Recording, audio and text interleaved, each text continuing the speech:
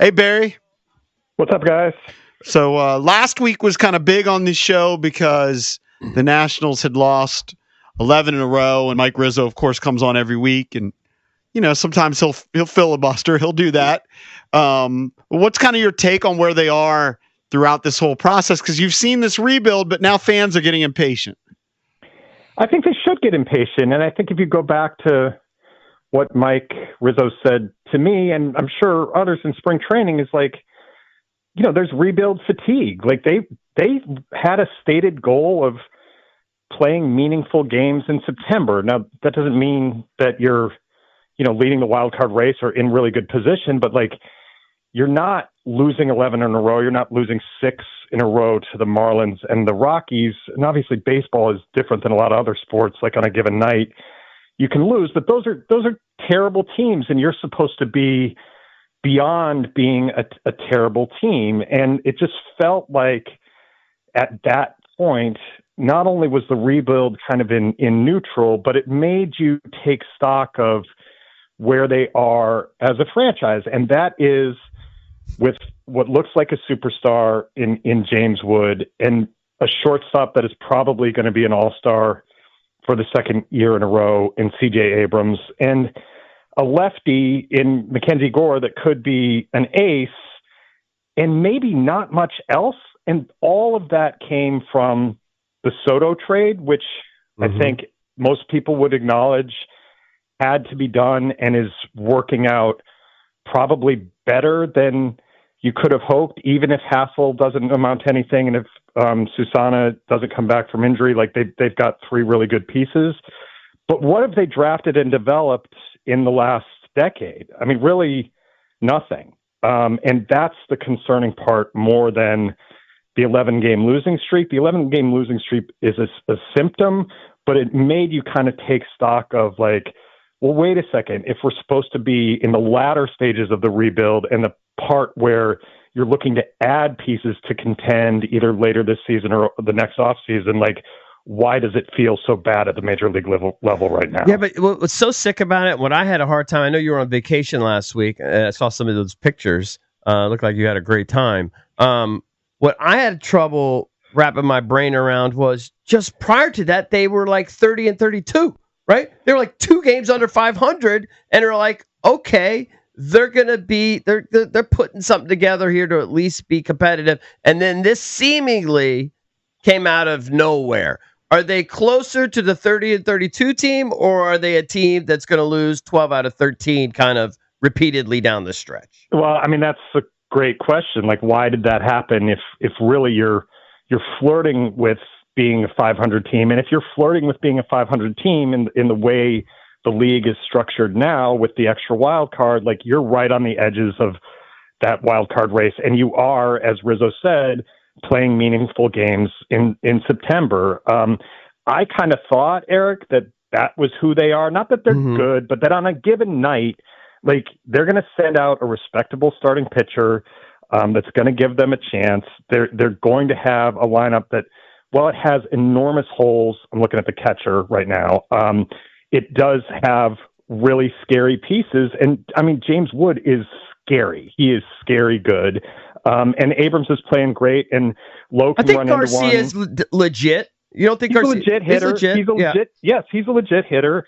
But so I was really convinced that, that was not that they were necessarily going to go 81 and 81, but that they weren't, they're coming off back-to-back 71 and 91 seasons. And if you're going to play those meaningful games in September, you're going to have to take a step forward. Even with last night's win, they're not on pace to match 71 and 91. Now they can recover from that. They can, baseball's so weird. You can lose those 11 in a row and then win 8 out of 10. So I don't know, Eric. I mean, I think that's the question that's going to be answered in the next couple months. And, it was a terrible time for me to be on vacation, because it wasn't just that they lost those 11 in a row. It was, Davey making his comments about it's never the coaches. Like, that's putting a little bit of gas on it. And if it's never the coaches, then what are the coaches there for? Like, his job and his coaching staff's job is to make sure that CJ Abrams is a better player in September than he was in April. That Louis Garcia doesn't boot that ball, that he gets in front of that ball on Sunday when the game was still a game against the Dodgers and doesn't allow it to lead to a big inning. I think the stuff that happened during the losing streak was the stuff that's supposed to be eliminated because the coaches are guiding these young players, some of whom are not as young as they were when this process started. Like, they can't really be called young players anymore. That's the frustrating stuff, that like the things that should be eliminated that led to those losses are still recurring. And that leads you to look at the manager and his staff. Talking to Barry Svrluga from the Washington Post, is there any sense that a lot of the fans are frustrated about the spending and they blame the ownership? Is there any sense that there's any movement there and that there'll be movement in the future? Because a few years ago, people assumed there was going to be an ownership change, and now you don't hear that so much. That's the other question that looms over everything. And I think my finger pointing to this point has definitely gone toward ownership. And I think that's right, because it starts there. And it's not, as we've talked about, just spending on major league payroll. It's investing in staff and scouting and development and analytics and everything that you need to run a major league front office. Like, are the learners emotionally, financially invested in this team being what it was under their stewardship, not terribly long ago? That's a huge question. I don't think anybody knows the answer. I think they're dealing with a very depleted season ticket base. That's like a data point that they look at and say, well, how can we spend if we're only bringing in this much money? It's totally a chicken and egg thing. Well, shouldn't you spend so you grow the fan base again and people are buying more tickets? They're going to be, put it this way, a lot of people were talking about that Kenny Rosenthal piece of maybe a month ago when they were, as Eric was saying, kind of flirting with 500, and people were like, well, why is this the time to write this kind of takedown? I think he pointed out in that piece that Mackenzie Gore is in his fourth plus major league season. He is at the exact same point in his years of control arc that Juan Soto was when they traded him. That means you've only got 2 more full seasons of Mackenzie Gore before he hits free agency, unless you sign him, a Boris client, to an extension. So are you prepared to make him what you've said he was, part of a good young core, and build around him? Because if you're not doing that, then you're wasting his talent and his years with you. And he, I assume, would grow frustrated with look, I've been here. I've given you the early years of my development. You haven't put an effort into building a team around me other than with the other young, controllable guys.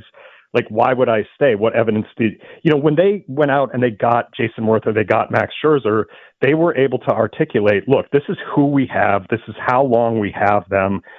Even if we don't extend them, you fit here. This is our arc. This is where we're going. And there's no sense, I don't get a sense that ownership and therefore the front office can't say that, because there's no guarantee that financial commitment is coming.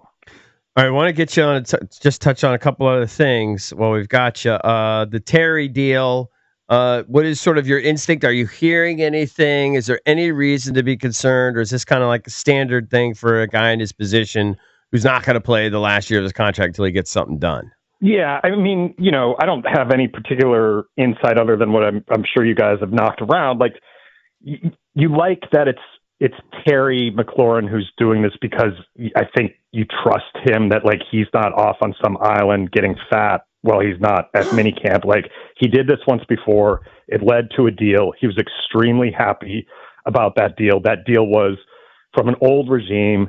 The new regime has said, this is exactly who we want to be a commander. He's the kind of tone setter that we want. They want him to be a commander for a long time. Now, is he a receiver who's going to be 30 this year, and you've got to be cognizant of that? Absolutely. But I don't get the sense, and again, this is not one where I'm super plugged in on, but I don't think the town is in a tizzy that, oh my God, they're not going to have Terry McLaurin in week 1. I think they're going to have Terry McLaurin. I think the odds would say you're going to have Terry McLaurin in full pads on the first day of camp. Right. Hey, we just kicked down around a topic about the old uniforms coming back, the burgundy and gold from like, let's say a decade ago.